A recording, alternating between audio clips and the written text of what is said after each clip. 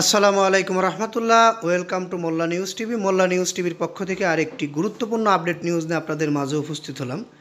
এখনকার নিউজটির বিষয় গোলাপ শাহ মাজার ভাঙার বিষয় নিয়ে। আপনারা জেনে থাকবেন যে মোল্লা নিউজ টিভির মাধ্যমে বাংলাদেশের আলোচিত এবং গুরুত্বপূর্ণ সকল নিউজ সবার আগে প্রকাশ করা হয়।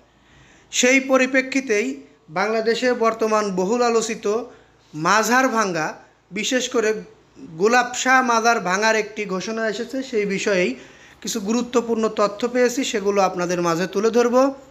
মাজার ভাঙা হবে কি না, মাজার ভাঙতে গেলে কি হবে, কারা পক্ষে কারা বিপক্ষে, বিস্তারিত জানতে পুরো নিউজটি আপনাদেরকে ধৈর্য ধরে শুনতে হবে। ভক্তরা ঘিরে রেখেছেন গোলাপ শাহ মাজার। মাজার ভাঙার হুমকিতে ভক্তরা ঘিরে রেখেছেন গুলিস্তানে গোলাপ শাহ মাজার। আওয়ামী লীগ সরকারের পতনের পর সম্প্রতি কয়েকদিন ধরে দেশের বিভিন্ন জায়গায় মাজার ভাঙার ঘটনা ঘটছে। বুধবার 11 সেপ্টেম্বর দুপুরে গোলাপ শাহ মাজারের চারিদিকে শতাধিক ভক্ত অবস্থান করছেন। এছাড়া ভক্তদের বড় একটি অংশ মাজারের চারদিকে বিভিন্ন গলিতে অবস্থান করছেন বলে জানা গেছে। উল্লেখ্য, বুধবার ঢাকার গুলিস্তানে অবস্থিত গোলাপ শাহ মাজার ভাঙতে সামাজিক যোগাযোগ মাধ্যম ফেসবুকে গুলিস্তানে গোলাপ শাহ মাজার ভাঙা কর্মসূচির শীর্ষ একটি ইভেন্ট খোলা হয়েছিল। সেখানে প্রায় 22,000 মানুষ সাড়া দিয়েছিলেন। এদিকে বুধবার মাজার ভাঙা দেখতে উৎকৃষ্ট জনতারা ভিড়ও করেছেন দেখা গিয়েছে। তবে যারা মাজার ভাঙবেন বলে হুঁশিয়ারি দিয়েছেন তাদের কাউকে এখনও পর্যন্ত দেখা যায়নি।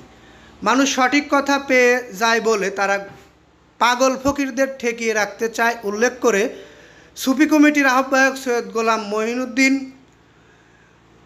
ইয়াজুরি বলেন, সঠিক কথা, তাদের ধর্ম ব্যবসায় আঘাত লাগে। তারা এতিমখানা দিয়ে ব্যবসা করে, নামাজ নিয়ে ব্যবসা করে, আজান নিয়ে ব্যবসা করে, মসজিদ নিয়ে ব্যবসা করে, এমনকি মসজিদের টয়লেট নিয়েও ব্যবসা করে। আল্লাহ বলেন, তোমরা সত্যবাদীদের সাথী হও। উল্লেখ করে সুফি কমিটি এ আহ্বায়ক আরও বলেন, আমাদের কোনো ভয় নাই, সৎ পথে যে লোক মরে সে শহীদ হয়। আমরা অলি আল্লাহর পথে রয়েছি, এই পথে জীবন দিতে রাজি আছি।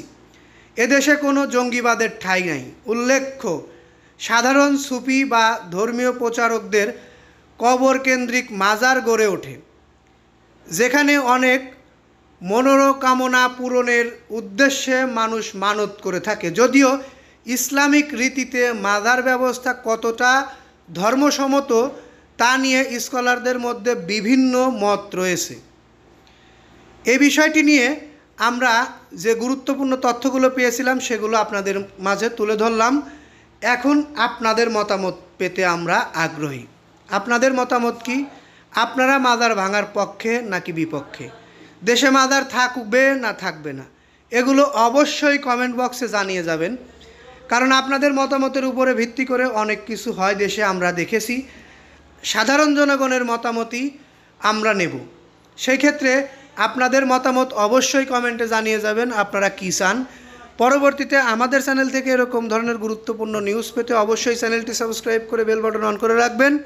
ভালো লাগলে লাইক, কমেন্ট, শেয়ার করবেন। এই বলে এখান থেকে বিদায় নিচ্ছি। আসসালামু আলাইকুম।